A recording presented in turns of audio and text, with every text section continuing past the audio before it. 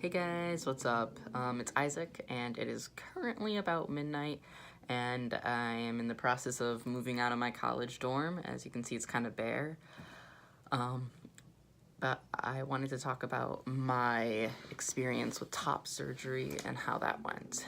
So, my top surgery was scheduled a little bit after my 1-year anniversary on testosterone. And basically, what drove me to do it is I was having a very hard time in college life dealing with my dysphoria and having my binder on. I was just out more. It was hard for me to have consistent fun with my friends. It made me feel a lot more just shameful. Like, one of the first things we did in college is we did this activity in a pool, and I didn't have an extra shirt because I didn't expect we were going in the pool, so I was just in my binder, and it just made me feel like I stuck out. And it was also getting hard because I started getting more intimate with men, and it's a struggle because I've been dealing with not thinking I was ever male enough for them. And even when I was having sex, I still left my shirt on because I didn't want them to see my binder or my chest or anything like that. Like, even with my current boyfriend, I did not take off my shirt until I had top surgery when I was with him. And it just was getting really hard. I was depressed. I felt like I was being restricted. Like, I couldn't do everything that I wanted to do. I couldn't go out and dance because I felt like I was gonna have an asthma attack. I couldn't go to the gym because it was too strenuous, but like I wasn't gonna go without it because it just made me feel like I stuck out because I present so much as male physically and socially that it just been obvious. And it was getting really bad to the point where I was crying every night about it. So luckily, up in Madison, which is in my state, it's only about 2-3 hours away from my hometown. We found a doctor named Dr. King. He's excellent. I highly recommend him. He does top surgery for trans people all the time. He's very well versed in it, and he's very, his main priority is meeting our needs and making sure that we are flat enough. So like, I know with like mine, he was like, well, I could do the operation, that like the areola one, so it's like less scarring, but I don't think you'll get as flat with it, so we're gonna do a double mastectomy. And I thought the fact that he was looking out for me and what would help me better in the long run was really nice. And it was a wonderful experience. So yeah, so I went for a consultation with him. He felt me up, you know, as they do, decided how much it would be, and then said we could schedule for an appointment. And he was all good because my endocrinologist, she wrote a letter saying I was ready for top surgery, which was very nice. I have the letter printed out, and it used to be hanging on my wall back there, but I put it away for safekeeping now that I'm moving out. It's important to me. And then insurance also got a copy of that letter, and they needed another one, and that's where I got nervous. But thankfully, one of the psychiatrists at my endo clinic, who worked in their gender clinic at the hospital I go to, was kind enough to write me a note, and insurance thankfully accepted that. So my insurance actually covered most of my top surgery. Originally, it was going to be about $10,000, which is money I don't have from a low-income household and being a college student, but they covered most of it. I only had to pay, I believe, $2,000 for nipple reconstruction because they said that they deemed that was not necessary because it was cosmetic, and like I could have gone without nipples, but I'm kind of glad I kept them. Yeah, so, and then I went in that day of my surgery, which was like January 18th, I believe. And I went in with my mom and my best friend. They knocked me out, some good stuff, and then I woke up and my chest was all bandaged up. I didn't feel any pain, and then they had me stay overnight. My best friend stayed with me. It was a little frustrating only because I had to get woken up every like 2 hours so they could check my vitals, but everyone on the staff was very nice and understanding, and they brought me a lot of toast, which was so nice. And just like a side thing, like the pee tubes, like I peed so much, and like the nurses were freaked out. They're like, I've never seen this much piss in the bag. It was terrible. It was as bad as getting made fun of by everybody around me.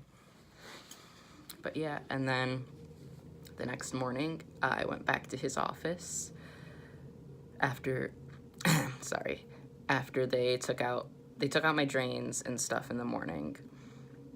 And then all that stuff, I got dressed, got wheeled out to my car, and then I went back to Dr. King's office where he took off my bandages, and I got to see my chest for the first time. And it was so nice. Like, it was all marked up, but like, oh, it was so nice. And then like I had to put the bandages back on and keep them on, and I couldn't shower for a while, which was terrible for everyone around me.